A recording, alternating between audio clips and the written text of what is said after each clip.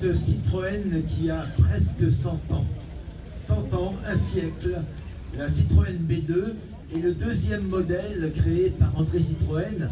En fait, c'est un petit peu une singe pautresse, le type A, un peu amélioré plutôt. C'est une voiture magnifique qui a la particularité d'avoir deux places décalées. Peut-être que vous ne le voyez pas. À côté du siège du passager, il y a un grand coffre à bagages, n'est-ce pas? Et le chauffeur est un peu en avant de madame. Je crois que quand il y avait un peu d'eau dans le gaz, dans le ménage, c'était pratique. Au moins comme ça, on ne pouvait pas discuter. On était un peu décalé. On pouvait éventuellement s'ignorer un petit peu. Regardez cette voiture, la finition exceptionnelle. Une voiture qui aura 100 ans dans 2 ans, donc demain. Et regardez ces petits trous, elle n'a pas de frein sur les roues avant comme les voitures de cette époque, mais c'est une voiture qui pourtant est équipée d'un démarreur, bien que la manivelle soit en poste fixe. La voiture démarre au démarreur, la voiture est très moderne, c'est une 10 chevaux, c'est cela.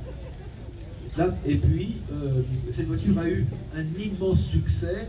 Et vous savez, quand Citroën a commencé à construire des voitures, eh bien, les constructeurs français, les vieux constructeurs français, si on veut dire à l'époque, pensaient tous que Citroën allait déposer le bilan rapidement.